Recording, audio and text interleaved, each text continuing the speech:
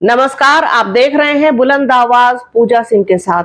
दोस्तों, उत्तर प्रदेश के गाजियाबाद जिले के मुरादनगर में स्थित गंग नहर मंदिर के महंत मुकेश गिरी या फिर आप मुकेश गोस्वामी भी कह सकते हैं, पर महिलाओं के अश्लील वीडियो रिकॉर्ड करने का बेहद गंभीर आरोप लगा है। एक महिला की शिकायत के आधार पर पुलिस ने आरोपी के खिलाफ केस दर्ज कर लिया है। फिलहाल आरोपी महंत फरार बताया जा रहा है। आपको बता दें कि ये जो पूरा मामला है, ये मुरादनगर में जो गंग नहर है वहां पर जो मंदिर स्थित है उसके महंत से जुड़ा हुआ है। उस महंत की काली करतूत उस वक्त खुल गई जब एक महिला, ये घटना 21 मई की है, एक महिला अपनी बेटी के साथ चेंजिंग रूम में, चूंकि वो गंग नहर है, घाट है, वहां पर लोग अपने परिवार के साथ नहाने आते हैं। खास तौर पर दिल्ली एनसीआर के जो लोग हैं वो हरिद्वार जाने की बजाय इस गंग नहर में आना पसंद करते हैं, क्योंकि ये उसी गंगा का हिस्सा है गंग नहर। और चूंकि हरिद्वार बहुत दूर पड़ता है, रश भी बहुत होता है, तो इसलिए यहाँ पर भी अच्छी खासी भीड़ आपको देखने को मिलेगी। और वहां पर चूंकि परिवार के साथ वो महिला भी आई हुई थी, तो अब नहाते हैं तो वहां पर महिलाओं के लिए चेंजिंग रूम की भी व्यवस्था की हुई थी। अब उस चेंजिंग रूम ने ही सारा मामला खोल दिया, सारा बवाल खड़ा कर दिया। महिला अपनी बेटी के साथ जब चेंजिंग रूम में गई तो उसकी नजर वहां लगे हुए एक हिडन कैमरे पर पड़ी, सीसीटीवी कैमरे पर पड़ी, जिसके बाद उसने बाहर आकर के शोर मचा दिया और अपने परिवारजनों को इसकी बारे में बताया। साथ ही साथ किसी व्यक्ति ने दबी जुबान में, जिसे कहते हैं ना कि बात बता देना, उस तरीके से बात बता दी कि ये सारी करतूत जो है, ये जो कैमरा लगाया है वो यहाँ का जो मंदिर के महंत है मुकेश गिरी, उसने लगाया हुआ है और उसको अपने मोबाइल से सीधा जोड़ा हुआ है।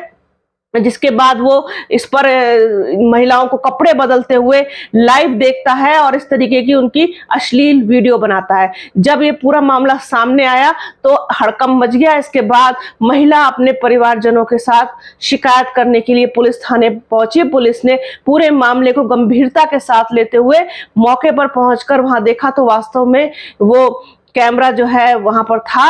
और इससे पहले जब महिला और उसका परिवार महंत के पास बात करने के लिए पहुंचे तो महंत ने उन लोगों के साथ झगड़ा करना शुरू कर दिया, उनके साथ गाली गलौज की, बदतमीजी की, दुर्व्यवहार किया और न जाने उनको क्या क्या कहा। जिसके बाद सारा परिवार थाने पहुंचा। फिर जब पुलिस पहुंची तो वास्तव में देखा कि जो सीसीटीवी कैमरा था वो महंत के कैमरे से जुड़ा हुआ था और जो पिछले 5 दिनों की फुटेज निकाली गई तो उसमें 75 से ज्यादा महिलाओं के अश्लील वीडियो थे। अश्लील क्या ही कहें उनको, क्योंकि अश्लील कुछ जानबूझ करके बनाई हुई चीज को मैं अश्लील बोलती हूँ। अब अनजाने में किसी को आप कपड़े बदलते हुए उसका चोरी से कोई वीडियो बना ले तो ये तो बहुत गंदी मानसिकता कह लीजिए, बहुत गिरा हुआ स्तर कह लीजिए उस व्यक्ति का, बेहद शर्मनाक हरकत कह लीजिए, चुल्लू भर पानी में डूब जाने जैसी हरकत कि महिलाओं के, बेटियों के, बहनों के आप कपड़े बदलते हुए उनको रिकॉर्ड कर रहे हैं और फिर उसको देख रहे हैं। उसके बाद, और ये ना जाने कब से कर रहा है इस चीज को, इसका अभी खुलासा नहीं हो पाया है।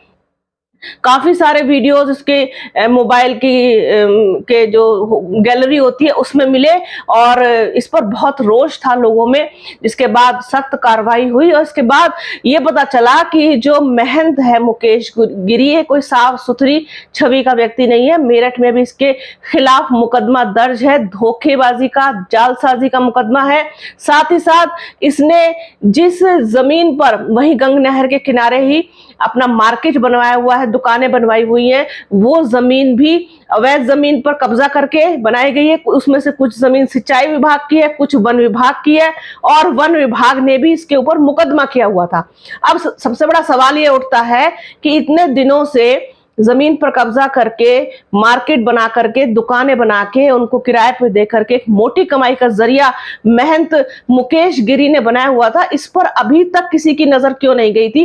क्या प्रशासन अब तक सो रहा था? ये वाला मामला खुला, सीसीटीवी वाला, तब जाकर के और चीजें निकल के सामने आई। तो ये किसका सपोर्ट लेकर के, किसकी आड़ लेकर के, किसके साथ मिलकर के ये सारा खेल महंत गिरी कर रहा था, ये एक बहुत बड़ा प्रश्न है और सोचनीय प्रश्न है कि प्रशासन ने अब तो बुलडोजर चला दिया, एक्शन ले लिया, उसकी मार्केट पर, संपत्ति पर आपने जो है बुलडोजर चला दिया, लेकिन ये काम तो पहले भी हो सकता था, पहले भी किया जाना चाहिए था। और न जाने ऐसे कितने महंत हैं, कितने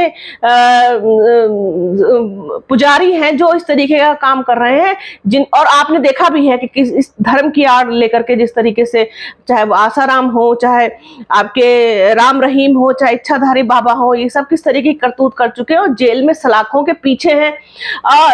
तो इस तरीके के न जाने कितने अभी और महंत मुकेश गिरी हैं इस देश में। साथ ही साथ ऐसे कितने लोग हैं जो सरकारी जमीनों पर अवैध कब्जा करके और मार्केट बना करके अपने कमाई का जरिया बनाए हुए हैं। तो प्रशासन को जरूरत है उन सब लोगों की फाइल खोलने की और उन पर कार्रवाई करने की, जिसकी आड़ में, जिसका सपोर्ट लेकर के ये लोग इस तरीके का काम करते हैं, उनके खिलाफ भी तो एक्शन होना चाहिए ना। ये ऐसा ही तो नहीं है कि एक जमीन पर किसी ने भी कब्जा कर लिया, किसी आम आदमी की तो ऐसी हिम्मत नहीं हो सकती ना कि आप किसी की जमीन पर भी आप गुमटी लगा करके देख लीजिए, चल जाएगा पता किसी भी आम इंसान की। आम इंसान, कोई भी व्यक्ति, कोई भी साधारण व्यक्ति क्या किसी की जमीन पर कुछ भी कर सकता है उसकी बिना परमिशन के? आप बताइए। तो ये लोग कहीं ना कहीं बड़ी रसूख वाले होते हैं, बड़े रसूख वाले लोगों तक इनकी पहुंच होती है, इनको बैकबोन से सपोर्ट मिलता है, सारी चीजें बिना प्रशासन के, बिना सरकार के, बिना नेताओं के सहारे के, सहयोग के। तो मुझे नहीं लगता कि कोई इतनी बड़ी हिम्मत करने की कोशिश करेगा। खैर, महंत मुकेश गिरी अभी फरार है और संपत्ति में बुलडोजर चल चुका है, लेकिन ये बुलडोजर वाली जो कार्रवाई हुई है ये काफी पहले हो जानी चाहिए थी। साथ ही साथ जो हरकत उसने की है महिलाओं के साथ, उनकी इज्जत के साथ खिलवाड़ जिस तरीके से किया है, उसके लिए सख्त से सख्त सजा इस महंत को मिलनी चाहिए। फिलहाल पुलिस उसे ढूंढ रही है, उसके बाद देखते हैं क्या होता है इस मामले में। आगे जो कुछ भी होगा वो आपके साथ डेफिनेटली शेयर करेंगे। तो बने रहिए बुलंद आवाज के साथ। हमारे चैनल को लाइक कीजिए, शेयर कीजिए, सब्सक्राइब कीजिए, बेल आइकन जरूर दबाइएगा। अपना और अपनों का बहुत ख्याल रखिए। जल्द मिलूंगी आपसे एक नए वीडियो में, एक नए मुद्दे के साथ, एक नई चर्चा में। तब तक के लिए जय हिंद।